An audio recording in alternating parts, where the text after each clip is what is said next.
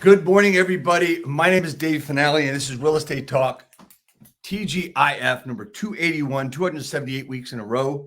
And we're really happy to have a real special guest today in Ricky Carruth. Hey, Ricky, how are you today, man? Hey, bud, how's it going? It's going really, really well. We're going to get into a lot of different things. We'll get to it. We'll talk about, buyers and sellers. We'll talk about building your business because that's what you're all about, man. And you've helped so many people in the time you've been in the business. We're going to help more people today. Hit the videotape, Nelson. Real estate agents, are you looking to acquire clients consistently to grow your business and income for a great lifestyle? Well, this is Dave Finale, and I'm here to bring you the Real Estate Skill Builder broadcast, Real Estate Talk TGIF, brought to you by Real Estate Skill Builder and the Modern Agent team. And good morning. We're back and with Ricky Carruth, who is top agent, coach, author, Zero to Diamond, the only real free coach in the country. Am I correct with that still, Ricky? So far. Awesome, man. Great to hear it. So I ask everybody the same question as we get started on this broadcast today. And I'm really excited to have you here. So I've got so much stuff I want to talk about. So I got to slow down a little bit with what's going on. I mean, you're a legend in your own time. You're really great stuff. But I got to ask you this. What does TGIF stand for? TGIF, man, I ate there a couple times. It was pretty good. It was pretty good. Yeah, well, it means a little bit different on this broadcast. It means thank God it's finale. So here we are. And if we change it to TGIC, it would be thank God it's Carruth's, but it's not. It's finale. So anyway, man, let's get right down to it. I mean, there's a lot of things going on in our business. There's been huge differences in our business in 2023, and this is being broadcast October 27th, 2023. For those that watch this later, so you get a timestamp on it. There's so many things going on in our business, Ricky, and one thing that has never changed is that listings are king. I mean, everybody should be looking at listings to really control their business, and I know you would agree with that. You've got some things that you've been doing to help agents, Zero to Diamond, the whole thing. Talk a little bit about what you're doing to push agents and to help agents along and go from there. Well, I mean, I've been through this before, as far as this shift. Right. When you go through a massive shift, you kind of learn how to handle a shift. And so a lot of agents that have never been through a shift, they continue to try to do the same stuff over and over through the shift. They kind of ignore things are shifting, and they don't really go with the flow of the shift, right? The whole thing is to move like water and to kind of understand there's going to be ebbs and flows in the market year by year, and to kind of be mentally prepared for that massive shift. This year we're going to have the same amount of transactions as 2008. I mean, this is 2008. The only reason prices haven't went down because the regulations on mortgages that they put in place after 2008, and all the institutional and non-institutional investors that are out there who value these properties at a very high price based on the ROI of rent. It's a very interesting place. And what it comes back to is that closings never stop. It's never going to go to zero. Prices are never going to go to zero. It's going to ebb and flow every year, up, down, sideways, left, right. But the constant remains the same. Closings are happening and people need agents to help them through those transactions. So once you realize that, you kind of get a little bit of relief from this whole, my business could, implode over the market crashing on me. No, it can't. If you slow down with the market, it does. Right. Right now we're in the middle of, we're not in the middle, we're at the bottom of our 10-year housing cycle, right? That happens every 10 to 15 years. We're at the bottom of our yearly housing cycle where every fall prices soften, new listings spike, days on the market go up, etc. The market always softens this time of year, generally, nationwide. And we're in the middle of this the down of the 10-year cycle. So it's the best of both worlds, where we're not only down decade wise, but we're down year wise right this second. And when the market's at its very bottom peak, when it comes to certainly transactions, that is the most opportunistic time for agents to expand their business. Why? Well, a lot of agents aren't doing much, number one. there's so much market share. You have so much time on your hands because you're not doing a ton of transactions. You have time to actually talk to more people in the market that don't know who you are, to make that introduction, plant those seeds, put them in your database, remarket to them forever. When you're busy and the market's great, you don't have as much time to really prospect and talk to a lot of new people and make those, new relationships and plant those seeds. So you're kind of more just servicing and closing deals when the market's great. But when the market's down, you've got time to really expand, and you expand for the next surge. When the market's down, you expand your footprint in your market. And when the market surges, your business, benefits from the expansion that you created during the downtime. And that's how you make more and more money every year. But it's even more insanely opportunistic right now because you've got the best of both worlds. The decade cycle is at its low and the yearly cycle all at the same time. So it's extremely slow right now compared to, other years. It just gives you so much opportunity to really put a plan in place, to talk to more property owners, to get to know them, to really expand your brand. And the market's going to bounce back very violently. The demographics of home buyers are, there's more pent up demand than we've ever seen in history.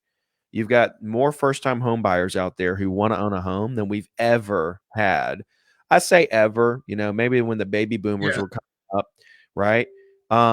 However, you also have the trade up sellers who are locked into lower interest rates who really want to move. Okay, they want to buy. That's demand. That's pent up demand. When somebody wants to buy but they can't, that's called pent up demand. So you got so many sellers who want to sell but can't because they're locked into these lower rates. That's pent up demand. So you got first time home buyers, you got trade up sellers, and you have investors who are also sitting on the sidelines right now who want to invest, but they don't know whether the market's going to go down. They don't know if prices are going to go down, if now is the absolute best time to jump in. Interest rates are really high. Dude, this is like monument. This is historic right now as far as the amount of people that want to buy that can't. We don't even know because we've never really experienced this much pent up demand, in our lifetime, let's just say. So it's going to be a violent rebound. And what I think will happen is when mortgage rates eventually do drop, which I don't know, they could go to 12 before they go to 6. I don't know. Sure. They could stay around 8 for another 2 years. I don't know. They could go down to, 5.5 next year. I don't know. But when interest rates do drop, what we're going to see is the trade up seller list and buy. So that's a net even for active listings. You're going to see first time home buyers take properties off the market, taking active listings from bad to worse. And so we're going to see this rush of new listings, rush of transactions. Prices will increase, not double digits. I think we'll get back to the regular, 2 to 4, 3 to 5% appreciation. Right. But inventory is going to go from bad to worse, and we're going to hit a new all-time. We're at all-time lows right now, inventory-wise, all-time lows from as far back as they can track it. And we're going to go even lower, I believe, when the day finally comes that interest rates come down. And prices will get back to a normal increase every year. It's really exciting, honestly. I mean, if you're an agent, if you're an investor, if you're a homeowner, the market is a very exciting place for you. The only person that's it's not that exciting for are first time home buyers, and affordability is about as worse as it's ever been. So that's the that's the downside of this. But so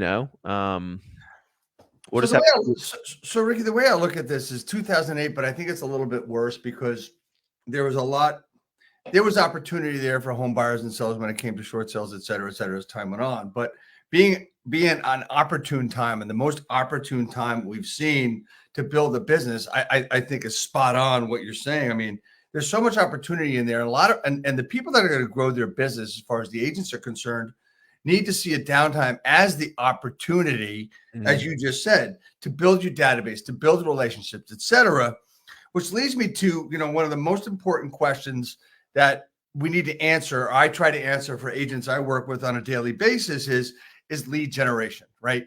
So there's so many different ways of lead generation. And, you know, one of the things I saw that you had done is lead generation for the next generation. What is it, right? And talk to me a little bit about where you believe lead generation should be, or what is the best lead generation for anybody right now, new agents and stock agents?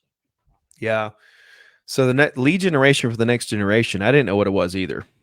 I didn't know if I was supposed to talk about, you know, Gen Z, attracting Gen Z, like the next generation to you know, through social media channels and AI, or if it was to teach, you know, Gen Z agents how to build their business. Right. So at the end of the day, I decided that it was how to teach the next generation how to build their business. Right. And you're right. There's so many different ways to lead gen.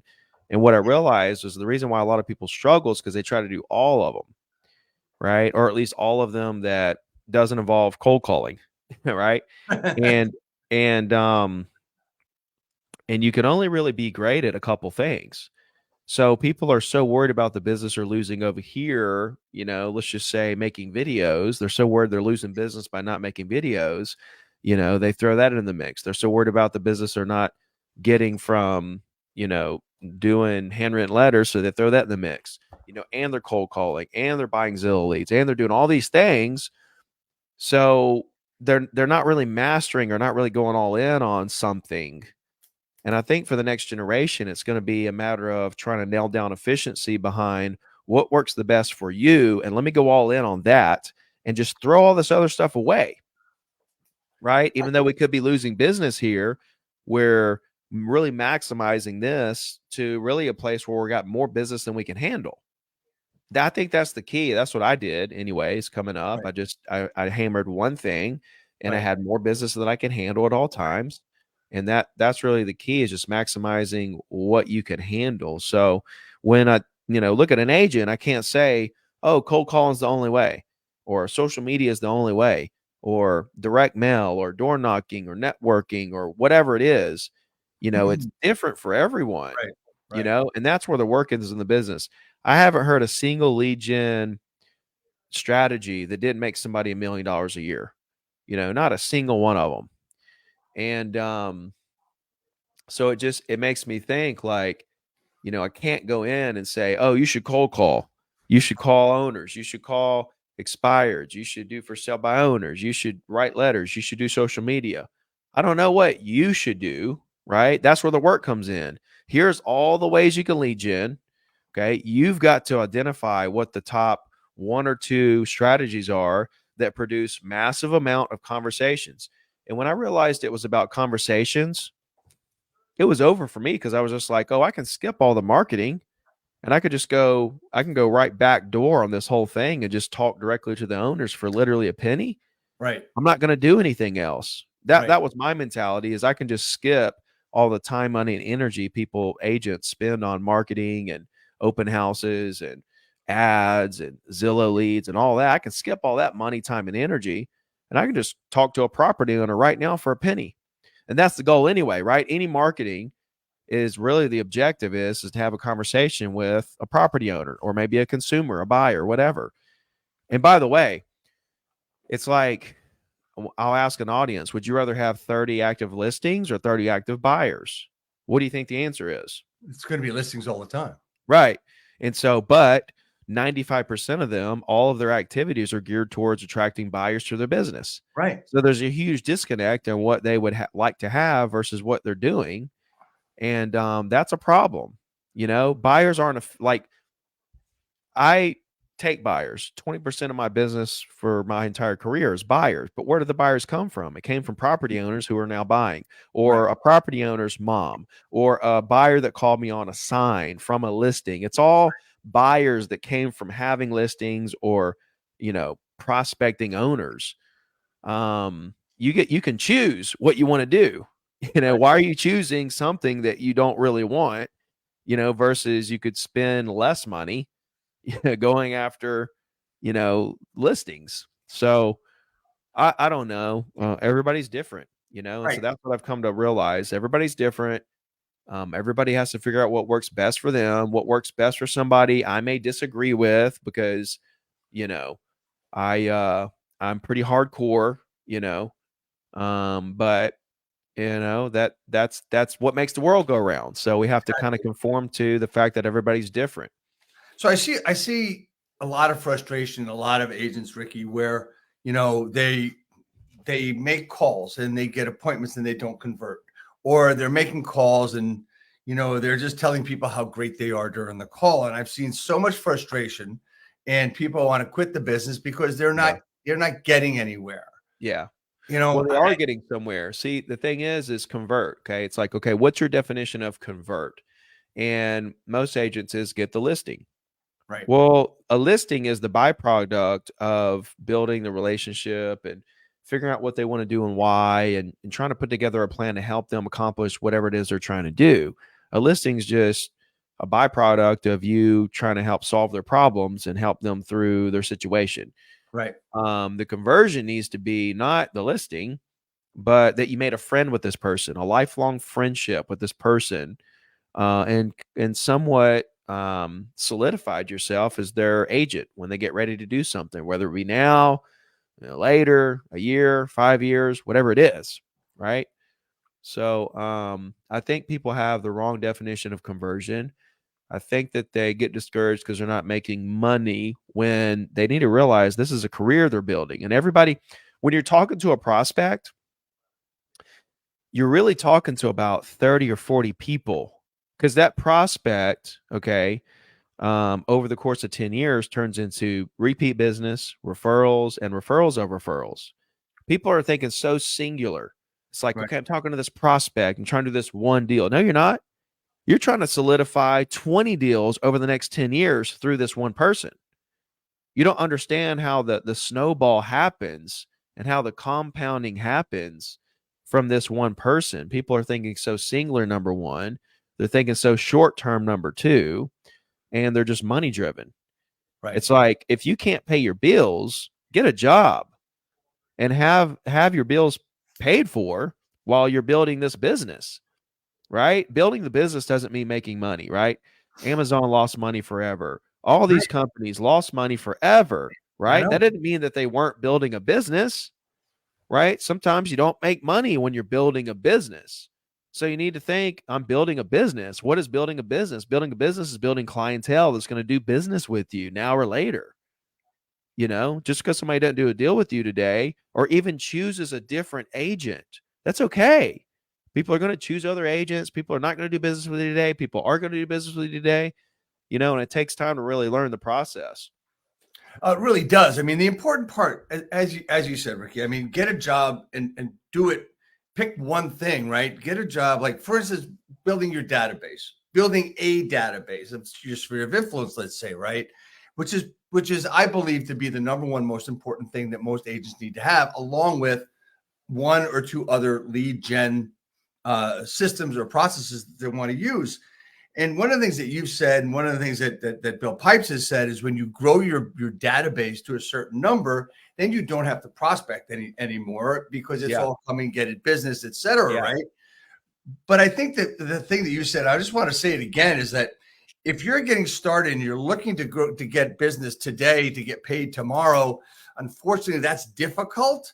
But you need to be able to pay your bills too, and to do that. And I recently had a gentleman I work with, saying, well, maybe this isn't for me. I said, no, what you've got to do is you got to continue with that part-time job that you've got and make sure that you make money to take care of your family, and then do this and schedule it. How important is that schedule? How important is that calendar? Because I always tell agents, you need to be calendared to move forward, to be able to get things done. How important is that, Ricky? Well, it's almost to the point where if you have to say that to someone, okay, if you have to explain to them that you need to be, you need to work all day and be productive and do stuff, it's almost like, I don't, yeah, yeah. Sorry, I don't know that you're gonna make it in the business if I have to tell you that. That should be like common sense. We all kind of grow up and we go to school, and we go to school from whatever 8 to 3, and then we go to some kind of sports practice or something. We're busy from like 8 to 5 every day as kids in school. right? Get out of school and you either go get a job or go to college. In the summers, you do a job normally where you working, right? Right. And that could be part of the problem is when you go to that W-2 job, you get paid to just show up, whether there's any production or not. And when Right. you go come to job as a real estate agent, you get paid only on production. So that's a shock, right, to most people. I actually have to produce results to get paid here versus, well, I used to just be able to show up and clock in. But my point is that we grow up in this environment where we have to go somewhere early, produce all day, work hard. Now, if I have to tell you that you've got to get up and come to work, then what are we doing here? Exactly. You need to go to more of like a life therapist at that point than a real estate coach. You need to get your stuff together. Well, no, I agree with you 100%. That's why I asked the question. I mean, it's just all about knowing what you're going to do and using your time. So I'll typically ask an agent, okay, so what are you doing today? Yeah. Right. And if I'm going to do a little of this, a little of that. That's not a schedule to me. That's not a calendar to me. I just a lot of agents do whatever, whenever. Right. And they never make it. I mean, you have to understand that the object here is to build a career. To get to $1 million a year, you got to have thousands of one-on-one conversations with people in your market. That could be over the next 5 years. I mean, if you talk to 10, 15 people a day and you make 5 new friends, in 5 years, you got 6,000 people that you made friends with. If you're doing the weekly email or you're remarketing to them in some form or fashion where those 6,000 people never forget who you are, even if it's 5, 10 years down the road, they still see your stuff and remember you, right. You're going to have a massive business. Right. The quicker you can have those thousands of conversations, most people avoid the conversation. And so they drag those thousands of conversations. Well, they never even have. I mean, even all the way till they die. I saw 2 agents pass away making calls.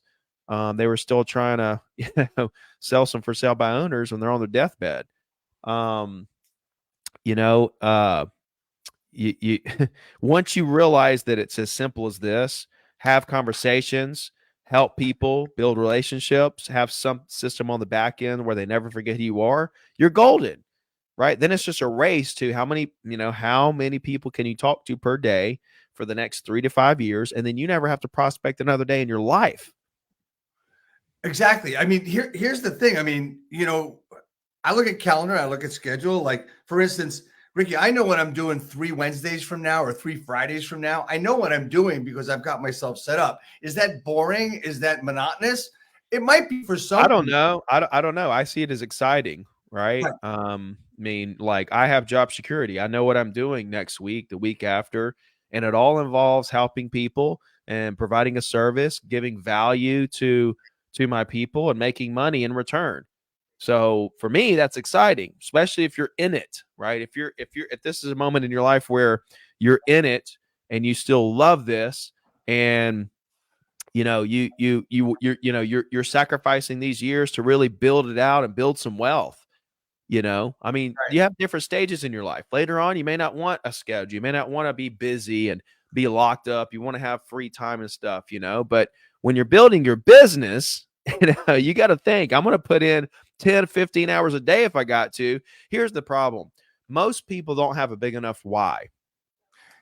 If you're not making if you're like, oh, I don't want to make calls. I don't like making calls. I'm not going to make calls. Or, I don't like making video. I'm not good on video. You don't have something that you're chasing that's big enough to make you say, you know what? I'm willing to do anything. I don't care what it is. I will do anything to succeed and to make my dreams come true. And the problem is most people don't have a big enough why. When I was coming up, my why was I'm going to make $1 million. I wanted it so bad. I was willing to do I didn't care what it was. You could have I would have swam with alligators. It doesn't matter to me what it is. Right. I was going to do whatever you put in front of me. Nothing was going to stop me. And most people don't have that. They're not like, oh, I'm willing to do whatever. I'll call lawyers. I'll cold call owners. I was willing to do whatever. And I said this on a Zoom yesterday. When I was 10 years old, I had this premonition that I was going to be great at something, make a lot of money, and then turn around and help people. At 10 years old, I had this vision, and my whole life has been pursuing that vision. I didn't know it was going to be real estate. I didn't know it was going to be real estate agents that I was going to help, but that's the vehicle that ended up appearing in front of me somehow. I became great at being an agent. I made a lot of money, and then I'm turning around. Dude, I've traveled 3 times a month and speak. 2 out of the last 3, I paid out of my pocket, not only for travel, but also some I threw in on the event.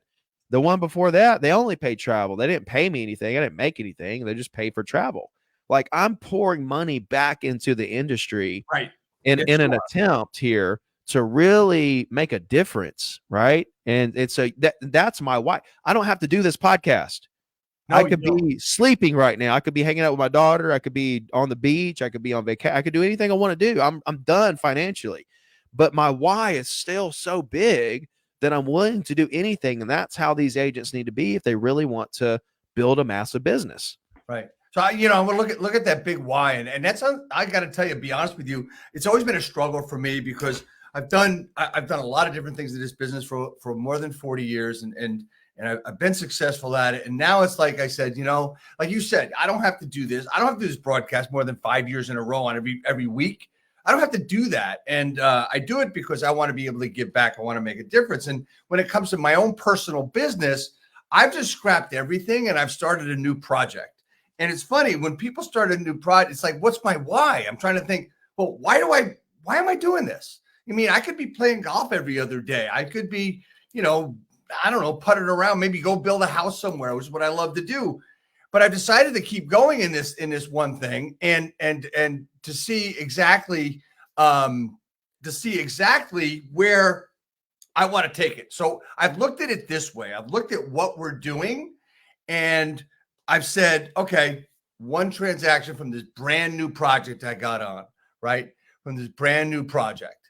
And so now that's where it's at. I mean, this is at its infancy. It's the NJ Heroes program that I'm working on that was on the board a few minutes ago. And it's brand new, something I worked on for years and years. And my why is to help as many people as I can that are heroes. And I got to start with one and go from there. Does that philosophy, does that manner of speaking, the way to go with that, does that make sense? Yeah, exactly, man. I mean, you got to have, some of these agents have a spouse that make a lot of money, or they're going to get a big inheritance in 8 years, or they're just kind of comfortable or whatever, right? And they don't have that desire that, I'm willing to do anything in the world, put anything in front of me. That's how you have to be in real estate. When you got 90% of agents who fail, you got to be one that's just ruthless and just willing to, do whatever it takes. I mean, that's really just kind of what it boils down to. And you can dance around it all you want to, but at the end of the day, everything comes back to just talking to people in your market, building relationships, helping them buy and sell, remarketing to them. And you can make those systems so simple where you could literally do it as a single agent. I mean, I did 100 deals a year for 8 years in a row as a single agent with one admin. I was the buyer agent. I was the listing agent. Went to the closings. I did the inspections, did all that stuff, prospecting, follow up. It was all me. Right. Because I had simple systems and I understood efficiency around 100% focusing on property owners. So as a single agent, I mean, tell me about the days that you had trouble getting going. Talk about that, because no one hears that. We see it. You and I see it with agents where they have trouble getting going. I just talked about something like that a few minutes ago. You're going to have ups and downs, right? You're going to have, it's not going to be all just awesome. You're going to have days you come in when you're fired up. You're going to have days you come in that you just don't feel like being there. We all have those days. I had a day like that Monday. I think we got back from Miami Saturday, and like the time adjustment and stuff. And Monday I was just kind of dead. I just didn't really feel like being here and doing the videos and everything. But I went through the motions. I made it through I think when you have days like that, you're just like, oh, okay, this is one of these days. You just kind of go through the motions. You're not too hard on yourself. You're not like, oh man, I didn't crush it today. It's okay. You're gonna have days you don't crush it. Go through the motions, kind of use that day to kind of like scale back a little bit and relax. Be, kind of try to enjoy it a little bit, and kind of let your mind and your body kind of rest up a little bit by not going so hard. That way you can kind of, rest up a little bit for the next day, where you kind of probably will come in a little bit more fired up. But I used to roof houses, bro.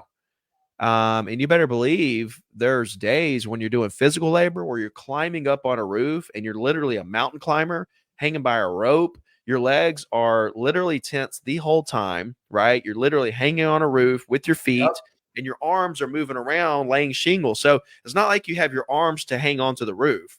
Your arms have to be free. You're working. You're moving shingles, you're moving metal, you're screwing stuff, you're hammering things, you're working. So your legs are the only thing really hanging you on the roof besides the rope that's just kind of pressing you against the roof. And you're literally in a squat position the whole day, every day, 6 days a week, whatever. You better believe there's days that you show up and you're sore. You don't feel like it. Right.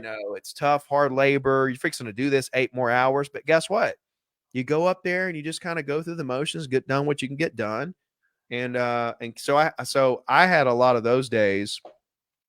I think everyone should go roof houses for a year. And if you're not, and if in the beginning, and if you're not, I think everyone should roof houses, right? Honestly, roof houses for a year and also serve tables. Because when I served tables, I was able to develop all these people skills of walking up, talking to people I don't know, helping them, serving them, making them happy, making them laugh, having conversation. It was amazing for my real estate business to just develop those skills, as a server. Yeah, it is really important to have to develop those skills. And we've talked a lot about mindset. And I think a couple of things that I think there's two things that people need to keep in mind, and they add to each other. And one is integrity. And when you look at that, what does integrity mean to you about yourself? I mean, not to others, even to yourself. And that can be hand in hand with one of my biggest things that I learned a long time ago is never make an excuse. Right. I mean, we can build in, oh, you know what? Okay, you're going to have the days that you just talked about. You're going to have those days. There's going to be days where you want to make an excuse. Just don't make the excuse. Have the integrity to not make the excuse and to keep going. And mindset is like, I think probably as I think it was Yogi Berra that said 80% of baseball is 90% mental or something like that. I think 80% of this business is mindset and everything else is all busy work, right? Because if you got the mindset to build relationships, that's the most important thing. I want to shift a little bit now because we're a little bit extended here, which is great. I see a lot of agents that start building their business, say, well, I'm going to get all my business from social media. And, they think, okay, so I'm going to post tomorrow and I'm going to post next week. And Ricky, is it possible to build your entire business based on social, or do you need something else to go with it? And is it done by just doing it every now and then? You can build your whole business on social. I know a lot of agents that sell, 20, 30, 40, 50, even 100 million purely on social media. So yeah, you can do it all on social. They don't have databases. They don't do weekly emails, right? Their database is literally their following. They have DMs going back and forth. They, that's where they build their business. And it's interesting, right, to watch that. It is. But it just goes to what I was saying earlier. Every single strategy to build your business works. It's about finding what works for you. For these men and women who like master the social media, for to build your real estate business, they're crushing it on there. Not everybody can figure that out, right? Not everybody is good at that. Not everybody is, have figured out the things and are their mind doesn't work in a way that, kind of like goes through and tries to put that puzzle together to figure out exactly how to drive business using social media. But some people do. So it just depends on the agent, like, can anyone do it? Yes. Can everyone do it? No. It's got to, it's got to be your thing. And, you can definitely build your business on it. I mean, I know people that don't even really post that much who do fantastic because, they're working groups and they DM people and they run ads. They don't even really post that much on their page. So again, like, That's building relationships. well, there's so many ways to lead gen, okay?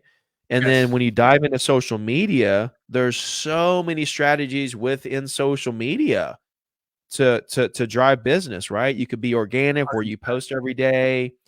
You could do Facebook groups.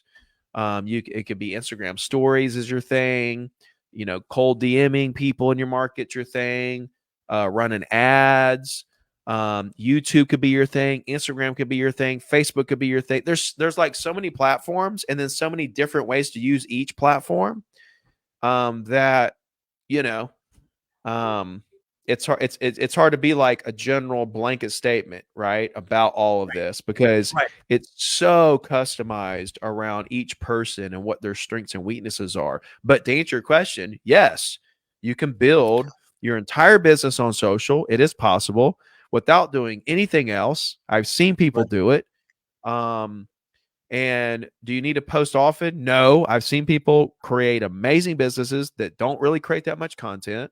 And I've seen people who create tons of content that crush it. I've seen people that create tons of content who sell nothing on social Yep. media, right? Yep. So, how do you answer the question? It's a right? It's a very complex question, and it's so custom around each person. I think the one thing that's really important there with this question and this topic is that if you have a strategy, you just have to continue to be consistent with it. And I think that's the number one thing in everything that we do is the consistency and the commitment to where we've decided to go. And as people will tend to, well, this ain't working, I'm going to give up, or they buy Zillow leads, or the Zillow leads suck, and Yeah. yeah, they And could. I know people that literally make $1 million a year off Zillow leads. Exactly. Right. Right. And people that say Facebook sucks, and people say cold calling doesn't work, and people say all this stuff. Okay. Well, it's either one of two things. It doesn't work for you because it works Yes. great for other people. Okay. Right. So maybe it doesn't work for you, or maybe you just suck. Okay. Maybe it's not the Facebook ads or Zillow leads or cold calling that sucks. Maybe it's you that sucks. Exactly, 100% there, and that segues basically into the last thing I want to talk about. Now, there is, as I said, this is October 27, 2023, and there's a lot of this stuff going on with lawsuits and buyer agency and everything else. And one of the things I've heard you say, Ricky, is that no matter what happens, it's still the same business that you will win either way. Talk to me about that. No matter what happens in this suit that's going on right now, that you win either way. Well, that I win or everyone wins? Everyone wins because Yeah, you're going to do the business anyway. It's an opportunity. I mean, listen,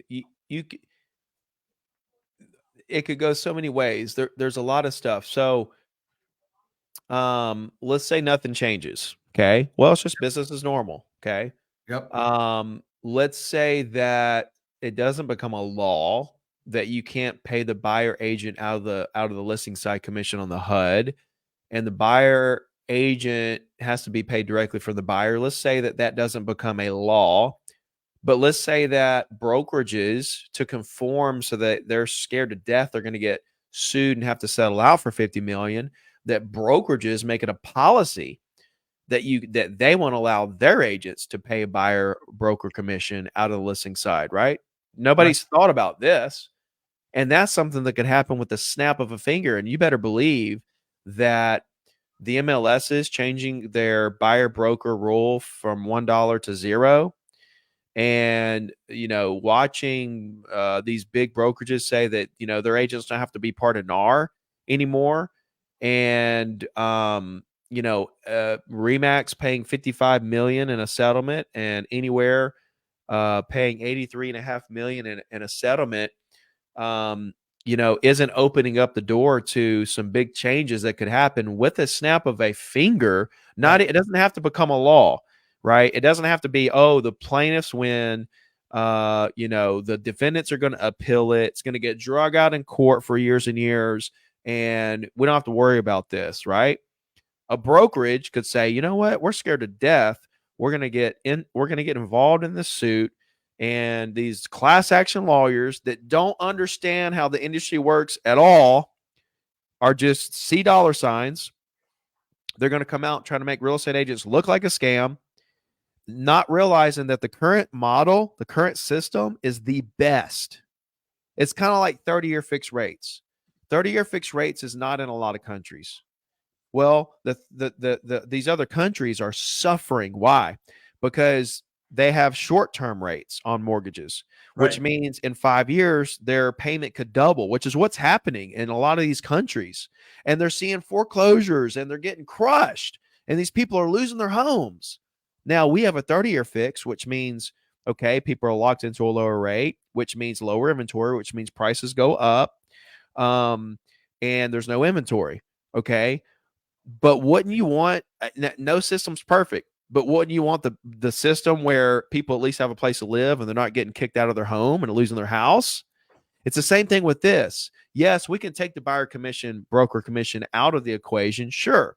But at that point, there's no incentive for all the buyer agents that are working right now to help the seller sell their homes, to sell their homes. And by the way, when the seller sells the home and pays the 6%, and 3 goes to the buyer agent, guess what?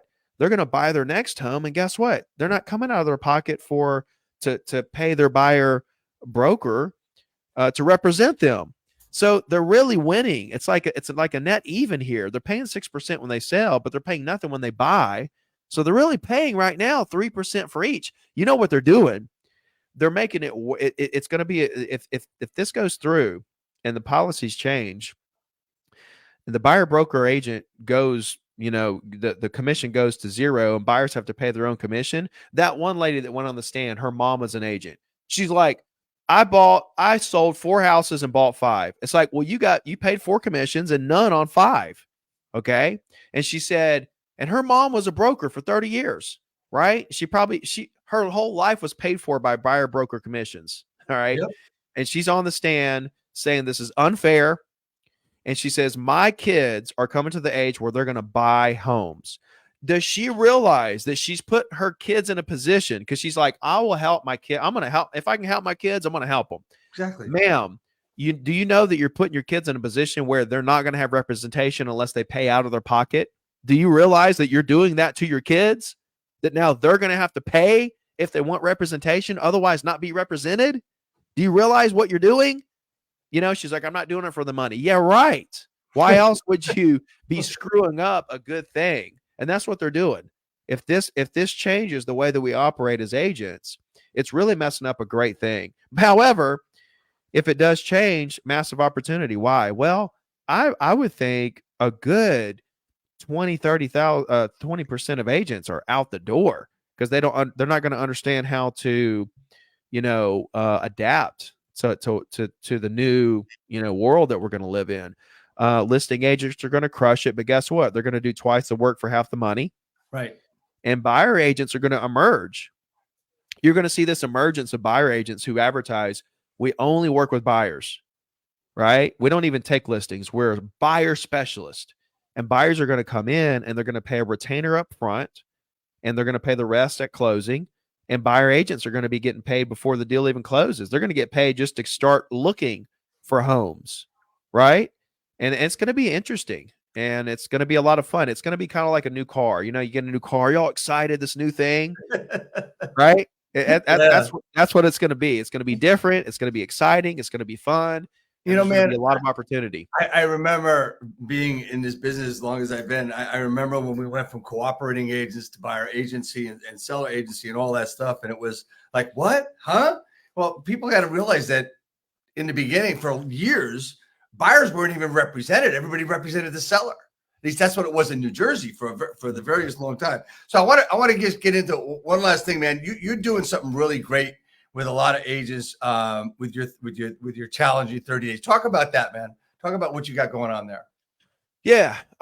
So about a month or so ago, I opened up the 30 listing challenge, and it was to go get 30 listings. And it was really designed to where even if you've never even got a couple listings in your life, you look at this and you see the plan, how it's laid out, and you think, you know what? I think I can actually go get 30 listings in the next 90 days. Like it makes it feel possible and tangible. And it's 10 from direct mail, handwritten note. It's 10 from expireds. It's 10 from for sale by owners. For sale by owners are listing left and right now. They're overpricing it a little bit. The market's softened and they're having a hard time. Back in 21, you couldn't get for sale by owners. They were just selling it for 100,000 over asking price of 15 offers. Now, it's things have changed. And I got a guy that's listed like 60 for sale by owners this year. He's listed 10, not 10 for sale by owners. That guy has listed 11 since we started the challenge. He's on track to do 30, before the end of the year when we started the challenge. I've got like 3 agents that are on track to hit 30.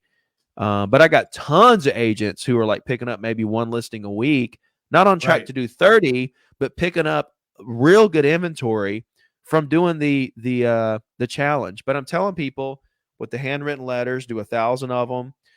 Find 20 expireds, maybe 2-year-old, 3-year-old, 4-year-old that are considering to relist.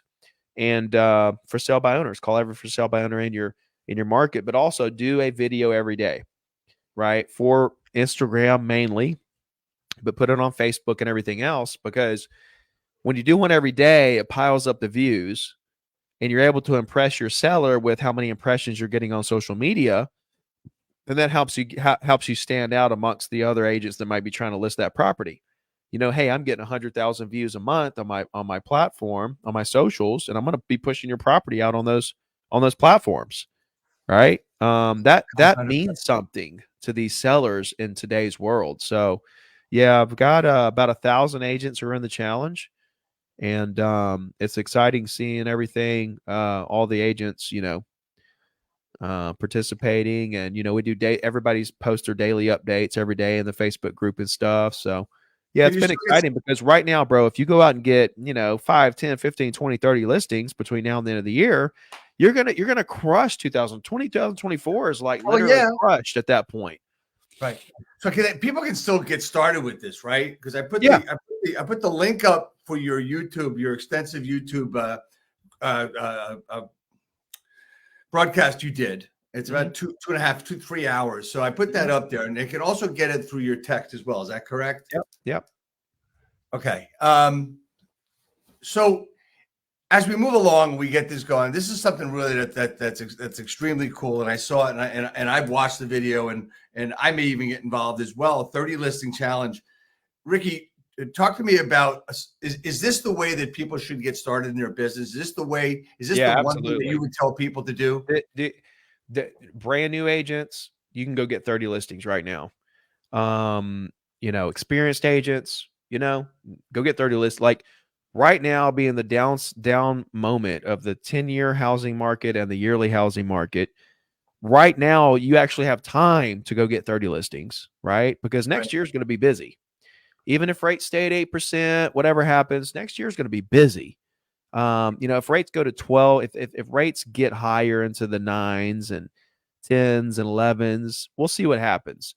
But even and listen, in that moment that rates get into double digits, that's a point where you could see some price drops. You could see some prices come down, which if you ask any agent, you say, hey, how many buyers are you working with? Or are you working with a ton of buyers who are waiting on prices to come down? What are they going to say? They're going to say, why? No. If you say, hey, are you working with a bunch of buyers who are waiting on prices to come down? Yes. They're going to say, I've got like 100 of them that are waiting on prices to come down, right? Right. So if we get into a 10% rate, prices drop, how busy do you think we're going to be? It's because here's the thing. If you get to a 10 or 11 or something like that, there's still going to be buy downs, right? You're still going to be able to buy rates down. Sellers are going to have to come off the price so that, to sell properties. I mean, it's just going to happen, and you're going to be extremely busy in that environment.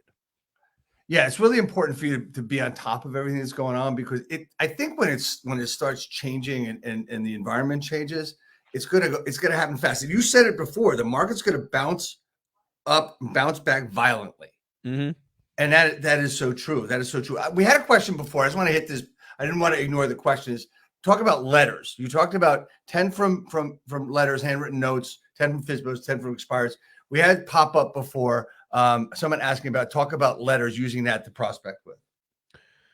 Okay, yeah. I mean, there's a text number at the bottom of the screen. Okay. Text the number 251-312-8844.